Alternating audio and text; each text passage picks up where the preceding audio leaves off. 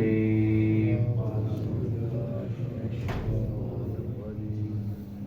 بسم الله الرحمن الرحيم ولا على الذين إذا ما أتوك لتحملهم قلت لا أجد ما أحملكم عليه تولوا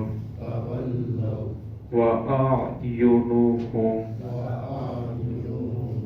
تفيض من الدمع حزنا ألا يجدوا ما ينفقون إنما السبيل على الذين يستأذنونك وهم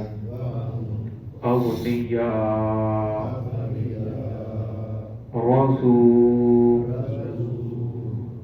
بأن يكونوا مع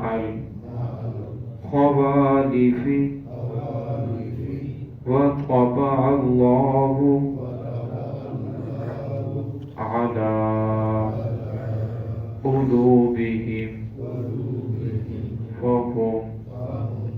لا يعلمون.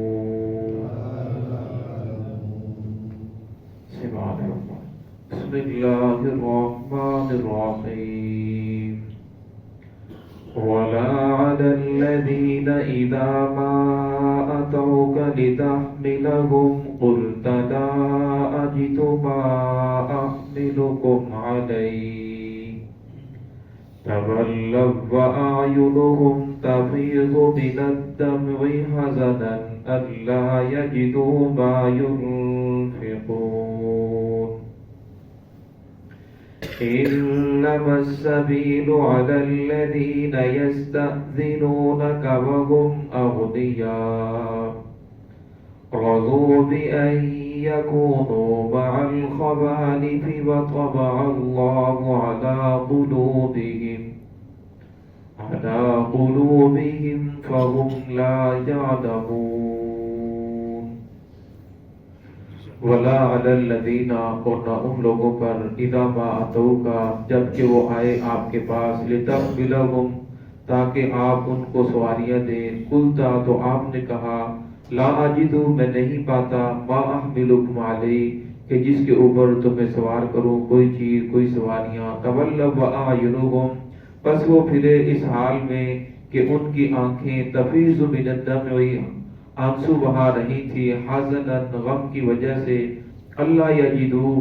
اس وجہ سے کہ وہ نہیں پاتے ما ينفقون اس چیز کو جو وہ خرچ کریں. انما السبیل علی الذین پختہ بات ہے الزام تو ان لوگوں کے اوپر ہے یستأذنونک جو آپ سے اجازت طلب کرتے ہیں وہم اغنیاء حالانکہ وہ مالدار ہیں رضوا بأن یکونوا وہ راضی ہیں خوش ہیں اس بات پر کہ وہ ہو جائیں مع الخوالف پیچھے رہنے والوں کے ساتھ وطبع اللہ علی قلوبہم اللہ رب العزت نے بھی مہر لگا دی ہے ان کے دلوں پر فہم لا یعلمون بس وہ جانتے نہیں ہیں. گزشتہ آیات کے اندر اللہ رب العزت نے ان لوگوں کا تذکرہ فرمایا کہ جو رسول اللہ صلی اللہ علیہ وسلم کے پاس آئے کہ یا رسول اللہ ہم جہاد میں جانا چاہتے ہیں جان حاضر ہے لیکن نہ ہمارے پاس ہتھیار ہے نہ ہمارے پاس جانے کے لیے سواریاں ہیں. تو آپ صلی اللہ علیہ وسلم نے فرمایا کہ میرے پاس جو سواریاں تھیں میں تو تقسیم کر چکا ہوں.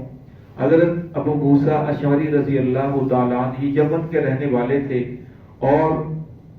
اسلام لائے رسول اللہ صلی اللہ علیہ وسلم کے پاس تشریف لے گئے. ایک یہ تھے اور 5 ان کے ساتھ اور ان کے ساتھی تھے یہ آپ صلی اللہ علیہ وسلم کے پاس ہے، یا رسول اللہ ہمارے پاس اور تو کوئی چیز نہیں ہے، ستو آٹا اور اسی طرح کچھ چھوارے وہ ہم نے ساتھ لے لیے ہیں، لیکن نہ ہمارے پاس ہتھیار ہیں نہ ہمارے پاس سواریاں ہیں، لیکن ہماری جان حاضر ہے، ہم جانے کے لیے تیار ہیں۔ تو رسول صلی اللہ علیہ وسلم نے فرمایا میرے پاس بھی کوئی چیز نہیں ہے، جو میرے پاس تھا وہ میں تقسیم کر چکا ہوں۔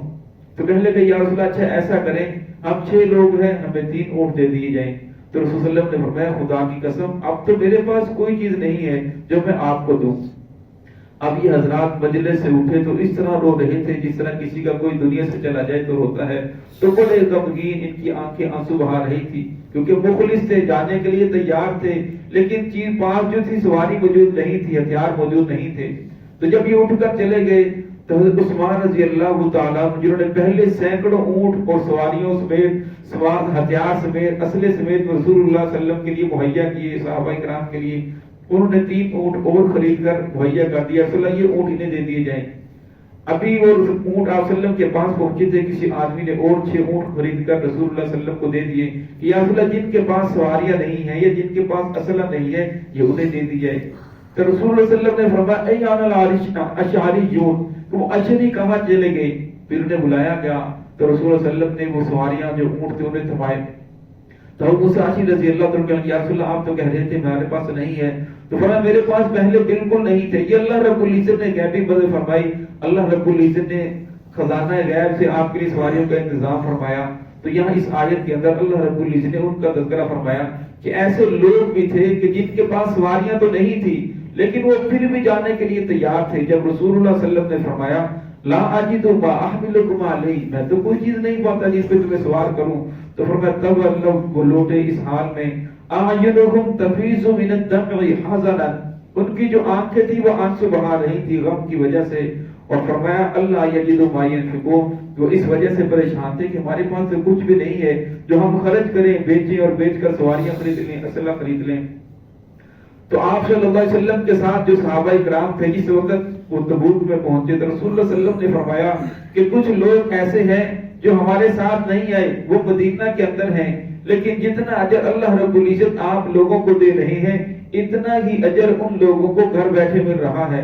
تو صحابہ کرام نے پوچھا یا رسول اللہ کہ ہم تو آپ کے ساتھ ہیں، اتنا لمبا سفر، 1 مہینے کا سفر، اور چل چل کر پاؤں میں چھالے پڑ گئے اور ہماری حالت غیر ہو گئی، تو ہمیں اجر ملے گا وہی انہیں ملے گا۔ رسول اللہ صلی اللہ علیہ وسلم نے فرمایا کہ جو نہیں آئے، فرمایا ان کو ان کے عذر نے روکا ہے، کچھ کے نبینے تھے وہ دیکھ نہیں سکتے تھے، فرمایا کچھ لنگڑے تھے، اگر ان کو یہ عذر نہ ہوتا، یہ ان کی بیماری نہ ہوتی تو وہ بھی آپ کے ساتھ شامل ہوتے۔ فرمایا آپ کو اجر مل رہا ہے اپنے عمل کی وجہ سے، اور ان کو اجر مل رہا ہے حسن نیت کی وجہ سے، ان کی نیت تھی، فرمایا اس نیت کی وجہ سے اللہ رب العزت انہیں یہ اجر عطا فرما رہے ہیں۔ جامع شریف کی روایت ہے انما الاعمال بالنیات،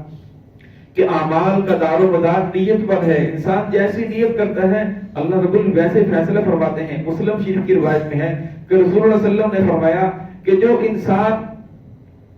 جب جہاد کا دن ہو، جہاد کے ایام ہو تو فرمایا اس وقت جہاد کرو، اگر فرمایا جہاد کے ایام نہیں ہے، جہاد فرض نہیں ہے، فرمایا پھر انسان کے دل کے اندر یہ تمنا ہونی چاہیے کہ اگر جہاد فرض ہو گیا تو میں ضرور جہاد کروں گا۔ فرمایا اگر کوئی انسان ایسا ہے جس نے نہ جہاد کیا نہ اس کے دل کے اندر یہ تمنا پیدا ہوئی کہ میں جہاد کروں گا اگر اللہ رب العزت جہاد کو فرض قرار دیا، فرمایا وہ منافقین کے درجوں میں سے ایک درجے کے اوپر اس کی موت آتی ہے۔ اور مسلم شریف کی روایت میں رسول صلی اللہ علیہ وسلم نے فرمایا جو شخص اس حال میں مرا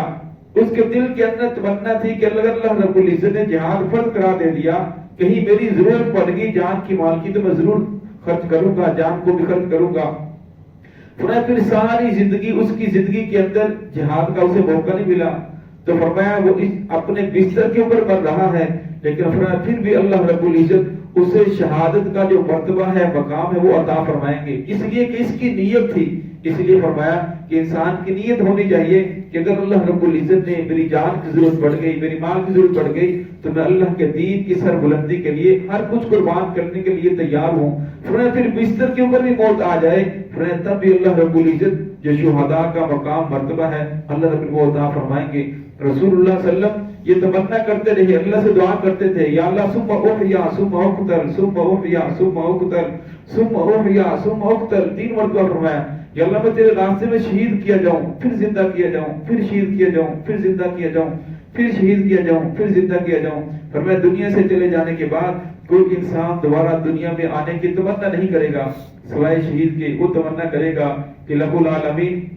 میرا جی چاہتا ہے کہ تو مجھے دوبارہ زندگی عطا کرے، تیرے راستے میں شہید ہونے میں جو مزہ ہے وہ تیری جنت میں بھی نہیں ہے۔ تو فرمایا اللہ رب العزت نے شہادت کا بہت بڑا مقام اور مرتبہ رکھا ہے۔ تو اللہ رب العزت نے یہاں ان لوگوں کی تعریف فرمائی کہ ان کے پاس تو کچھ نہیں ہے لیکن یہ پھر بھی جہاد میں جانے کے لیے تیار ہیں۔ آگے ان لوگوں کا تذکرہ فرمایا، فرمایا انما السبیل، فرمایا ان لوگوں کے اوپر تو کوئی حرج نہیں تھا، حرج تو ان لوگوں کے اوپر ہے، الزام ان لوگوں کے اوپر ہے، یستأذنونک، جو آپ سے اجازت طلب کرتے ہیں، وہ اغنیاء، حالانکہ وہ مالدار ہیں، ان کے پاس سواریاں بھی موجود ہیں، اگر سواریاں نہیں ہیں وہ خریدنا چاہیں تو ان کے پاس مال موجود ہے، وہ سواریاں بھی خرید سکتے ہیں، اسی طرح اسلحہ بھی خرید سکتے ہیں۔ لیکن فرمایا اصل بات یہ ہے رضو بأن یکونوا مع الخوالف، فرمایا وہ خوش ہے اس بات پر کہ وہ پیچھے رہ جائیں، وہ محمد الرسول اللہ صلی اللہ علیہ وسلم کو دھوکہ دینے کے لیے تیار ہیں۔ ان کا مقصد یہ ہے کہ رسول اللہ صلی اللہ علیہ وسلم کے ساتھ جھوٹ بولنے، مال بھی بچ جائے گا، جان بھی بچ جائے گی، اور ان کا نظریہ یہ تھا کہ جس کے بعد لڑنے کے لیے جا رہے ہیں بچ کر تو آئیں گے نہیں،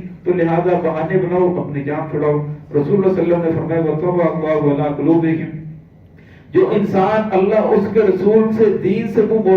موڑتا ہے، اللہ کے رسول کا جو دین لے کر ہے اس سے منہ موڑتا ہے، فرمایا اس کے اوپر آنے کے لیے تیار نہیں ہے، پھر اللہ رب العزت اس کے دل کے اوپر مہر لگا دیتے ہیں، فرمایا پھر اسے توبہ کی توفیق نہیں ہوتی، وہ سیدھے راستے کے اوپر آنے کے لیے تیار نہیں ہوتا، اسے دین کی بات اچھی ہی نہیں لگتی، فرمایا پھر وہ دین کی بات سننے کے لیے تیار نہیں ہوتا۔ فرمایا اصل بات یہ ہوتی ہے کہ اللہ رب العزت نے اب اس کے دل کے اوپر مہر لگا دی۔ فرمایا مہر اللہ رب کے ذات ایسے نہیں لگاتے، فرمایا مہر انسان کی بداعمالیوں کی وجہ سے لگتی ہے، جب انسان گناہ کر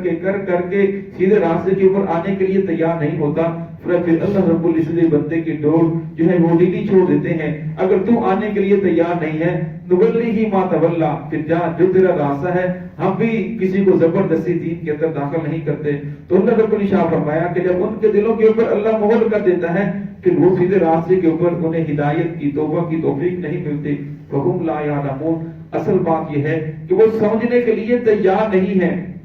وہ کہتے ہیں کہ ہم ایمان لے کر آئے، ہم اللہ اس کے رسول کے اوپر ایمان رکھتے ہیں، ہم اللہ کی بات ماننے کے لیے تیار ہیں، لیکن اللہ رشا فرماتے ہیں حقیقت یہ ہے کہ ایمان ابھی تک ان کے دلوں کے اندر داخل نہیں ہوا، یہ صرف دنیاوی لالچ کے لیے محمد الرسول اللہ صلی اللہ علیہ وسلم کو دھوکہ دینے کے لیے اس طرح کے وعدے کر رہے ہیں، حقیقت میں ایمان ان کے دلوں کے اندر داخل نہیں ہوا۔ تو ہے کہ اللہ رب العزت کی ذات ہم سب کو اس سے محفوظ فرمائے۔ بسم اللہ الرحمن الرحیم، الحمدللہ رب العالمین۔